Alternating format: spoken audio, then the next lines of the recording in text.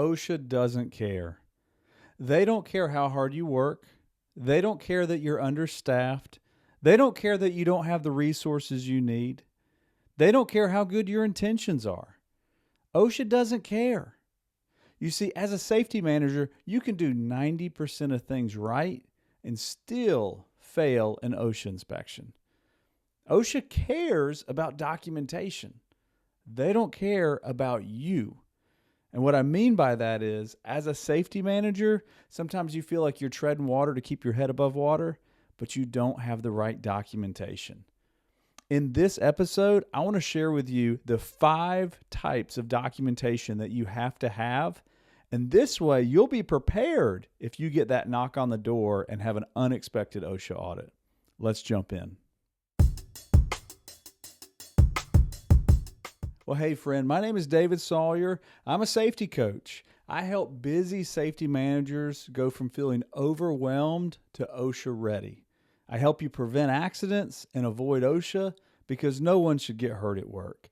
And in this episode, I'm going to talk with you about documentation.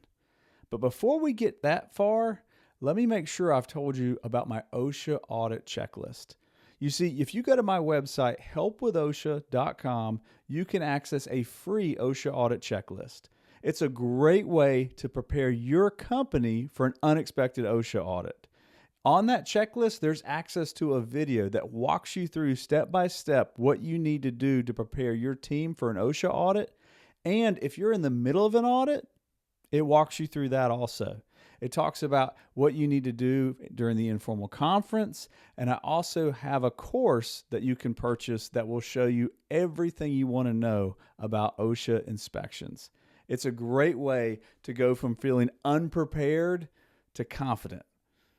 You can feel confident, you can be stress-free, and you can know I'm taking the right steps to get my company prepared so you don't feel completely caught off guard if OSHA shows up. You see, earlier this week, I actually was talking with a manager, and he was getting ready to retire. He was retiring at the end of the year, and we were talking about great things that people had told us over the years. And he was saying one of his mentors had told him, if it's not written down, it didn't happen. Now, this guy was in his upper 60s, and he said, I heard that when I was in my 30s, and I still remember it today. You have to document it. When OSHA goes into a facility, they're looking for evidence. And evidence means you got to show them something that they see. And they go, okay, you have programs, you have training, you are doing inspections, you're taking care of your people. Because if you go in there and you just say, hey, we've done that, but there's no proof, then you got a problem. If you say, well, we train everybody, but nobody signs a roster. We fix that hazard, but there's no document showing a work order. Or we do inspections every morning, but there's nothing written down. You can't prove it. And if you can't prove it, then it just becomes he said, she said. Now, it's really important that you have a documentation system so you know what needs to be inspected and what needs to be looked at. So I want to talk about 5 things OSHA expects to see when they come into your facility. And the first one right off the bat is written programs. You are required to have written safety programs. They have to be site specific, they have to be current, and they actually have to be used. And that's sometimes the toughest part, because more than once I've gone into a facility where they have safety programs that are written, and they might even be written well, but they don't match the facility that they're written for. They're just generic. They're boilerplate. There's something that somebody downloaded off the internet and said, hey, here's our logo. Let's slap it on the safety program. No, they got to be site specific. They got to be real. They got to be customized to fit what you do. So written safety programs, talking about lockout, tagout. We're talking about hazard communication. We're talking about emergency evacuation planning. Those are just some of the required essential safety programs that have to be written. Now, Back in my day, and about 15, 20 years ago, I'd go into facilities and they'd have binders lined up. And sometimes you still see binders lined up, but so often these programs now are kept on a server or company server so that the person that's in charge of safety can go in there and edit it and change it and update it and revise it as needed pretty quickly. I'm still a stickler. I like the binders. I like the programs that are lined up. I like it when somebody can grab a hard copy and give it to me, but they have to stay current. If you grab a hard copy off the shelf and it's from 2021, that ain't going to cut it. We got to have something that's updated. Now, the second piece of documentation that OSHA inspectors are looking for, records to show training. So I always talk about PTI 360. PTI 360. When I coach and work with safety managers, I always explain programs. You have to have safety programs. They got to be site specific. Then you got to communicate those programs with training. Training is the T in the PTI system. And then the third step is inspections, and that's where you inspect to make sure you verify the training actually applies in the real world. So when we're talking about training, we want to have a roster. We want to have a date when it was done. We want to have the name of the person that did the training. We want to have the content of what was delivered. And if it's an OSHA required topic, something like hazard communication, we want to make sure that we know we're covering the right information. We're talking to employees about labels. We're talking to employees about storage of chemicals and safety data sheets. So training records are important. They need to be kept current. They need to be done annually. This is something you want to have on a regular system. Now, the third piece of documentation that OSHA is going to look for, inspections. So this could be equipment inspections, like we got to have a pre-shift or a forklift inspection that's done regularly. It could be inspections on fire extinguishers.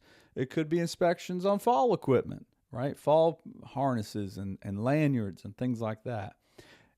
That's equipment inspections. We also need to have facility inspections where we have safety inspections where people are documenting that they're checking their area and they're looking for things that could be a potential accident. Having an inspection shows, hey, we're on top of this and we're taking care of our people. So that's the third item. The fourth item that they're looking for, incident reports. So what is an incident? Well, an incident is anytime something happens. Now, typically we think of an accident report. And an accident report is when someone gets hurt. So there's blood, there's a doctor's visit, there might be restrictions or workers' comp. That's pretty obvious. We know accident reports, but we should also have incident reports. We should have some near misses that are documented. We should have some close calls that have been turned in. And this shows that the safety system is something that's alive. It's growing, it's changing, it's getting better. An incident report also will show you that problems are being corrected before they turn into accidents. Because if we have a problem with a racking system in the warehouse, and then we find it on an incident report, it gets turned in, then it turns into a work order, and then it gets fixed and corrected. And that's the golden circle. We want there to be improvement that actually changes things. Now, the fifth piece of documentation that OSHA always looks for when they walk in, and this could be a frustrating one because it's not something that you as a safety manager can just do. You have to have team involvement. A safety committee. A safety committee shows that safety is throughout the organization. It's not just with you, the safety manager. It's involving people at all different levels of the organization. So from leadership to supervisors, managers, crew leaders, employees, the warehouse, maintenance, quality, whoever it is, you have different people on this safety committee, and then you have safety committee minutes. Now, let me break off and tell you a story because this is how a good safety manager can get burned if they don't do it the right way. Safety committee minutes are notorious because nobody wants to take notes. And I've personally had people in the safety committee just because I knew that the receptionist would take some good notes. And 5 years ago, this was a real struggle because you'd be like, man, we got to have somebody in there to take notes, to take some professional minutes. And you jot them down on a notepad while people are talking. And then the receptionist or the person that would be the taking the minutes would then go and type it up. And I can remember being involved with a company where I was helping as a consultant, coming in, helping with their safety committee. And the person taking the minutes, they did great the first time. Then the minutes got a little bit, they didn't get them done as quick. And then before you know it, you're like, hey, did you get the minutes from last month? Oh, no, I still got to type those up.